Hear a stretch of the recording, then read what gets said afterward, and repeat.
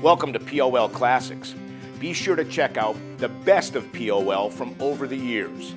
It's at its most popular day and time, and guess what? It's only on WNEP+.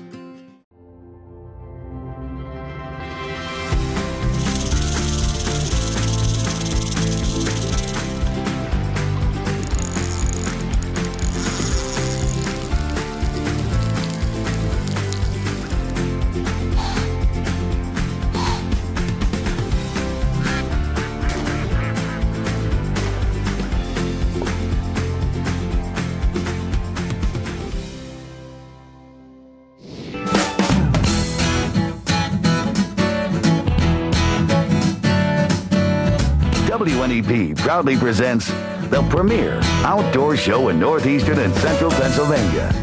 Pennsylvania Outdoor Life, your window to the great outdoors.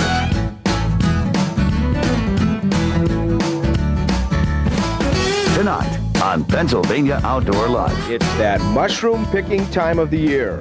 We'll follow along as an expert points out a few for us. And we'll help our fine feathered friends with this lesson on bird feeders. This week's show is ready to roll. Pennsylvania Outdoor Life starts right now. Hello everyone and welcome to Pennsylvania Outdoor Life. I'm Don Jacobs along with Ken Hunter, and you could tell that fall is in the air. The wind is blowing. There's a smell of mushrooms. I'll say. And how about the response when we cut that big sheep's head mushroom off of this stump here in the backyard? An incredible response to this. People want to know more about mushrooms. And I think it's a great idea. You know, indeed, hunting for mushrooms can be an awful lot of fun. The main thing to remember is you'll want to take somebody with you that knows what they're doing when it comes to mushroom hunting. Let's go along with my friend and I, Lee Schisler, and see what we learned. I'm the executive director of the Audubon Society of Rhode Island and a graduate of Penn State, and walked these woods many years back in my younger days looking for wild fungi, and that's what we're going to go out and try to find today. We've got a beautiful fall morning, and this time of the year has a lot of nice specimens of edible mushrooms out, but it also has some poisonous mushrooms out, so we're going to learn a little bit about the difference between the two. Mushrooms require a good amount of moisture, and with all the rain we've had this summer all across the Northeast, it's been a tremendous year for wild fungi. So that's one of the things that, they require a lot of water, and the shade helps them a little bit, and so they don't dry out. But they also need a good place to grow that has a lot of nutrients for them. And one of the things we're going to find today is, hopefully, that I'm going to be able to show you how some species of mushrooms grow with particular types of trees. There are certain species of mushrooms that only grow with certain types of trees. They're that closely interrelated like that. Oh, these are nice. Now, these aren't edible, but it's just an interesting species to be looking at here. Now, there's not really a common name for these. You can see that they have a nice bright red cap. And one of the characteristics of this group is that, you see when I rub my thumb over top here, it's very brittle in the gills. It all just breaks up. You can see that? Okay.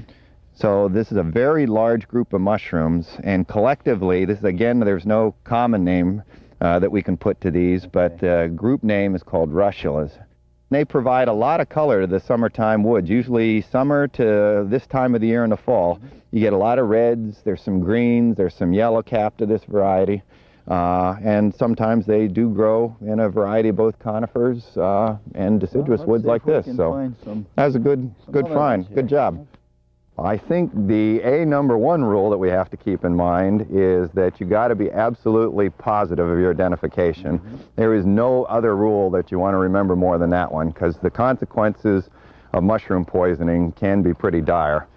And basically, mushrooms we're pretty much eating for flavor. They're not real high in nutrition. So to take that kind of a risk just to help flavor your food a little bit, from my perspective, doesn't seem to be worth the risk. So positive on your ID. Then you also need to make sure that if you are going to collect, that you get them fresh. If you have an edible mushroom, and you can get poison with an edible mushroom that's spoiled just like any spoiled food that you'd get in the refrigerator too long. Oh man, that's what we're after. What do we have here? Excellent. Well, this looks to be puffballs. Okay, now that's an edible. This is one of the ones you like. Okay, good Let's deal. get the grass away here so we can get a good look at these. That's kind of exciting. Sean, what That's you're looking nice. for here. That is nice. That's great. Now, puffballs come in a variety of shapes and sizes, and one of the things you're looking for with puffballs is that, and we're going to pick one here, and I'll just show you what I'm talking about. I'm going to just very gently pull that thing up from the side.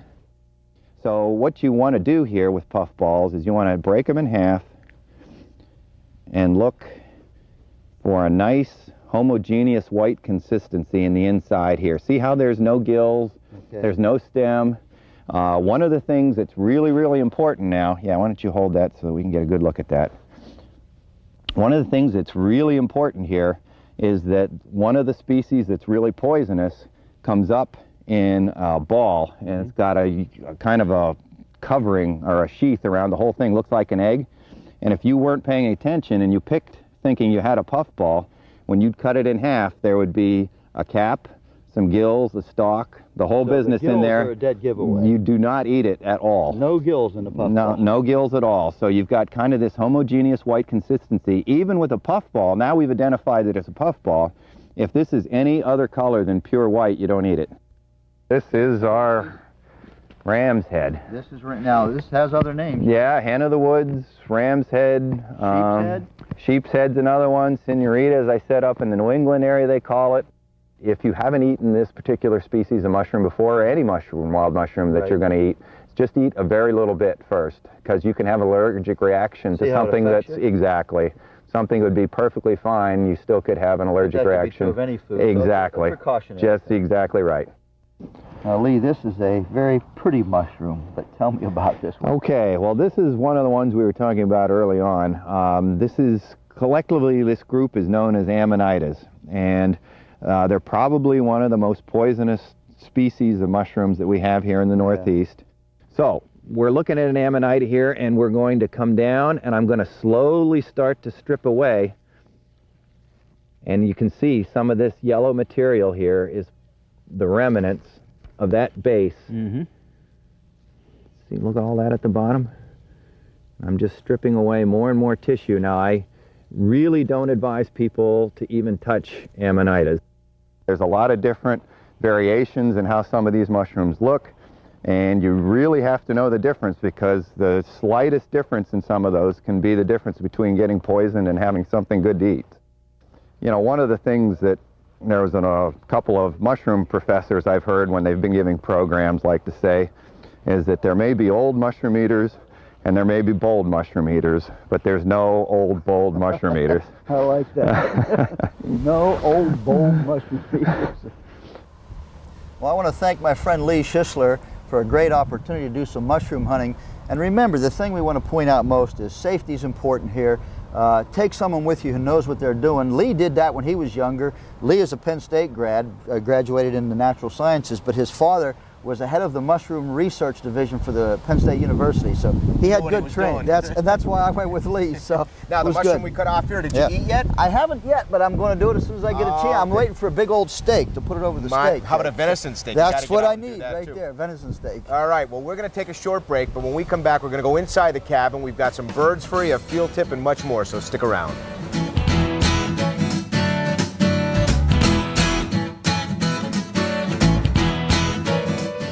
We'll have even more POL Classics on WNEP Plus right after this.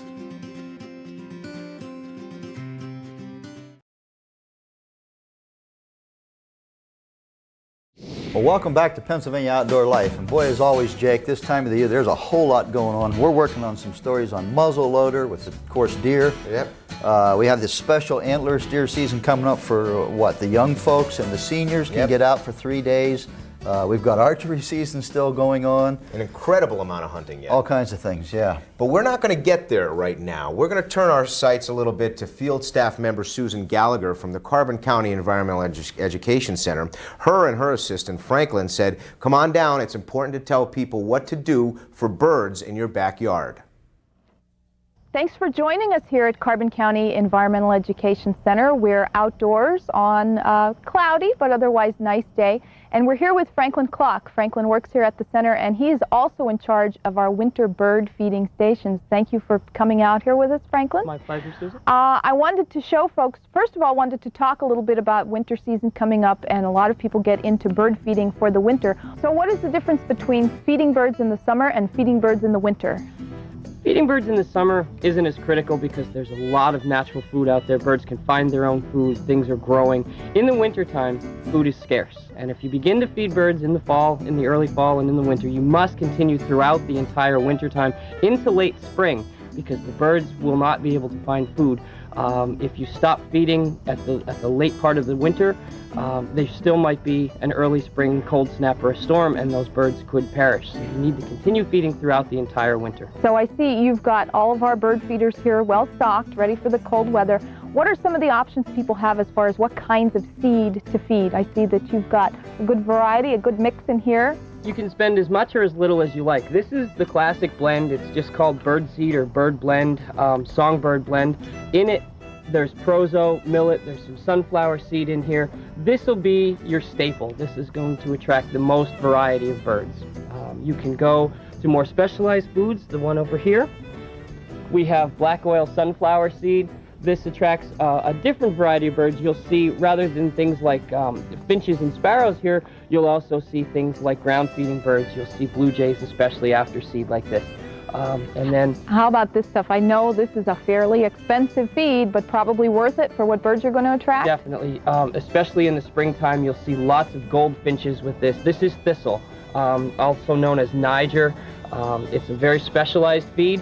It's a little on the expensive side, and also if you have any problems with bears in your area, this is going to be the feed that they go after. This is something that really attracts bears. Something a little less expensive, but a little more work, sort of a homemade mixture I see you have here. And a lot of these feeders we should mention you've made, and we can talk a little about that too. But this is probably one of the simplest ones. What did you do here? All it is a branch or a log, and we drilled some 1-inch holes in it and filled it with a mixture of bird seed, peanut butter, and also we added a little bit of cornmeal? Cornmeal is right. It keeps the peanut butter from sticking to the bird's mouth, so it makes it a little easier for them to eat. And you've also got one over here. This was, I know there were some kids here at the Environmental Center who had to do a little craft, and so this is a pine cone. Right, all it is a pine cone with that peanut butter and birdseed and cornmeal mix spread on it. It's a great activity. If it's raining, you can make a bunch of those and then hang them outside, and the birds love them in the wintertime. It's great protein. They really have a high metabolism, and they need to hang on to that protein for energy. And so far, everything is hanging. You also built this. Yes. And if we take a walk over here, this is one that folks can buy. We've got a little metal rod here that you can purchase and hang. There's another one of your logs, and some water, I noticed. Right. The water's also important, especially in the wintertime. Most natural water is frozen, so if you keep after these every day, make sure you take the ice out of it if it's frozen and put fresh water in. They can't find water during the wintertime, so this makes it much easier for them. In warmer weather, of course, we have to worry about West Nile virus. Make sure this is often, changed. every day. Don't let it stand. Don't let it become stagnant. That water, our water dish, actually doubles as a bird feeder too. You can take that dish out and put bird seed in there. And put bird seed in. And everything hanging, but I know there also are some birds that like to feed on the ground as Some opposed birds, to like up at the doves feeders. and pigeons and so forth, they prefer to eat on the ground. They're ground feeders. You can see it's the same food, but different birds will prefer to eat in different areas. This is a very economical bird feeder. All it is an old window screen, and what it does is when it rains, it allows the water to penetrate through so that we don't have it growing and so forth in the bird feeder. So it's simply just an old window screen. We try to recycle as much as we can here. Rather than spend a lot of money, you can have the same enjoyment without spending any money at all, really. Bears are notorious for tearing bird feeders apart. Birds feed during the daytime hours. If you have bear in the area, it's recommended that you take the feeders down at night, and the bears should leave them alone. If you have a problem with it, it might be in your best interest to just stop for a while, and the bears will get the hint and you can start up again, but you don't want to damage the bird population then either. Okay, but we want to remind people If you're going to feed them in the winter, keep feeding them through the winter, and you can spend as little or as much money as you like, and hopefully enjoy some birds. I think we're spooking them away here at our feeders today, but hopefully they'll be back and they'll enjoy the nice buffet that you've put out here for them, Franklin. And we do enjoy them. They come by the hundreds. Well, thank you, Franklin, for the bird feeding tips, and thank you, folks, for joining us here at Carbon County Environmental Education Center. Thank you, Susan and Franklin, for those wonderful tips on bird feeding. And of course, it is important to worry about having bears in your backyard and all the bird feeders. Right. So those are really, really good tips. We're going to try some of those tips in our own backyard. I know I'm going to. I like that. Well, listen, don't go away. We'll be right back after this commercial break.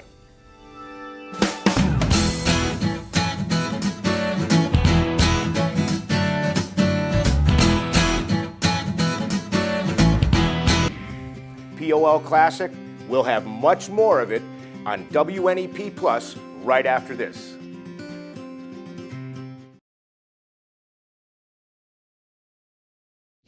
Welcome back to Pennsylvania Outdoor Life. What you're looking at is just one of the latest additions to the Pennsylvania Outdoor Life cabin. You know, thousands of people got to witness the new cabin look for the open house. And over the next couple of months and years, hopefully, we'll show people more of the mounts like this one from the Pennsylvania Game Commission. We have more of this stuff. Oh, we got tons of it. It's laying around all over the place. Oh, good. We keep dragging new things in. Absolutely. Well, listen, we have a great tip coming up from Dave Ocker. And with muzzleloader season in progress, this is one you want to pay attention to.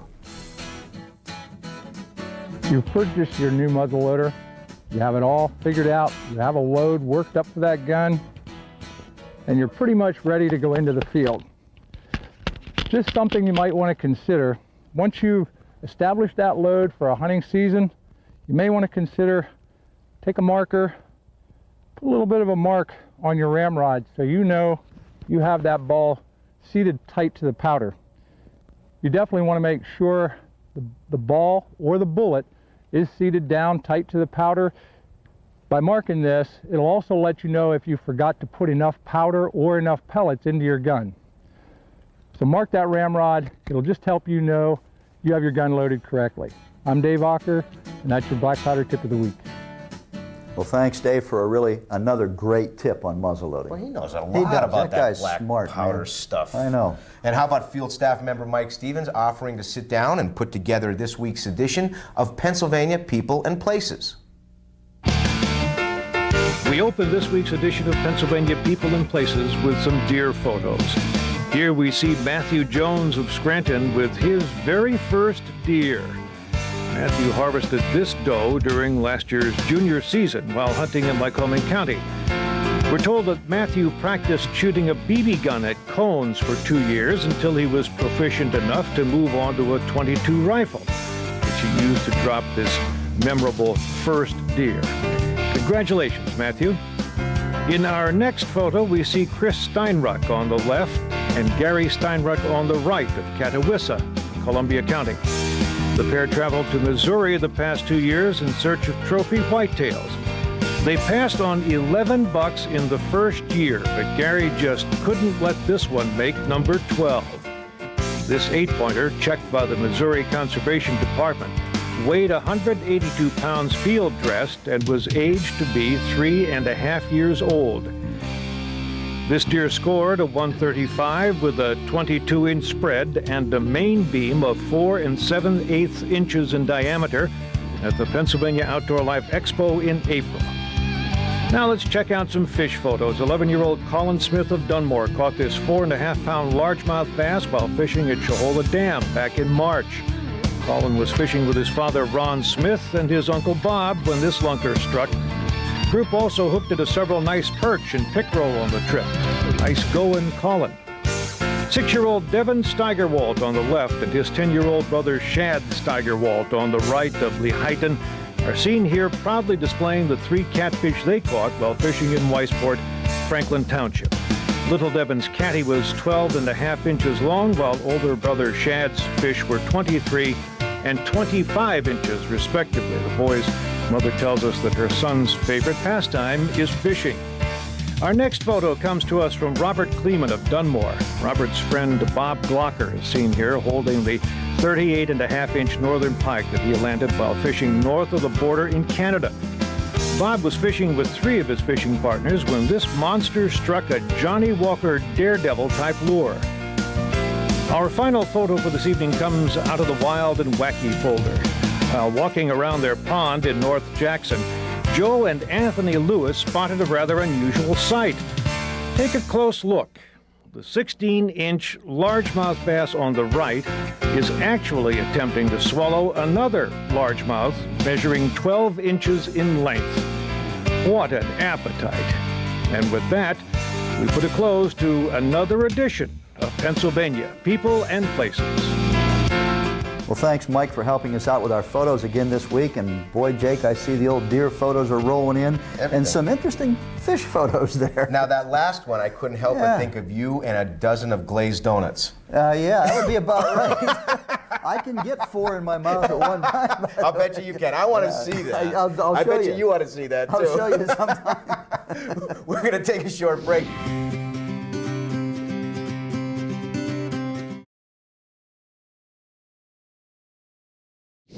Welcome back to Pennsylvania Outdoor Life. I'm standing in another corner of the cabin that many people got to see if they were fortunate enough to get in over here during the open house. If you didn't, we're going to show you right now. Over here in this corner we have some game birds, and this is one we're going to be chasing pretty soon, Jake, the eastern wild turkey, of course, and I would like to have one of those in my wall one of these days. We've got a ruffed grouse, the pheasant season coming in real soon. Then we leave the game birds. We've got what we think is a saw-whet owl. I think we're right on that one. Bet on a saw-whet. Bet on that, and a much larger great horned owl, which we occasionally hear at night.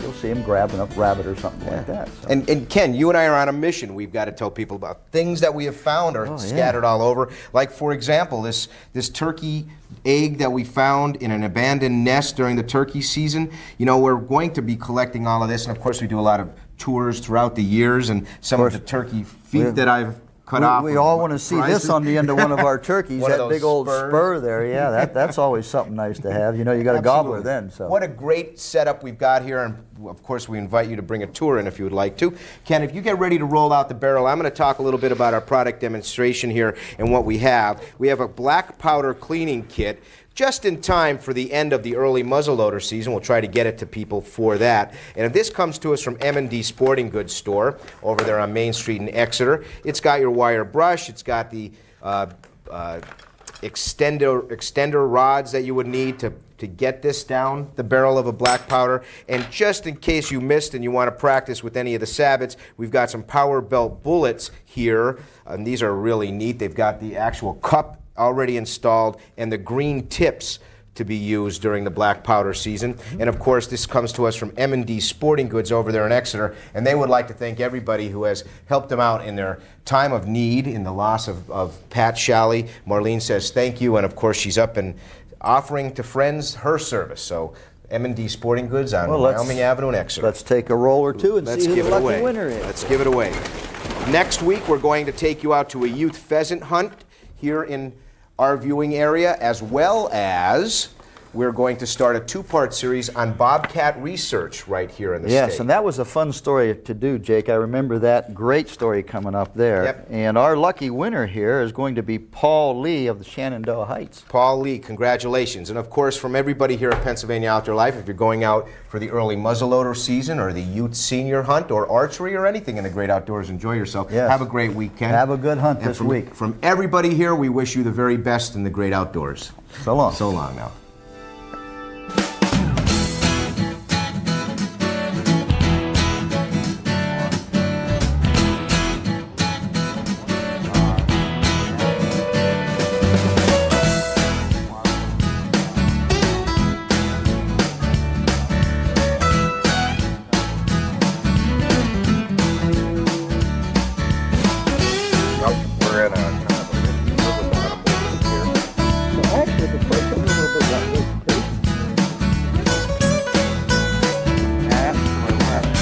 Pennsylvania Outdoor Life is a local presentation of WNEP TV. We're proud to serve northeastern and central Pennsylvania. Shoot straight. Thank you for joining us for a look back at POL Classics. Now I'm going to invite you to join us every Sunday night at 6:30 on WNEP+.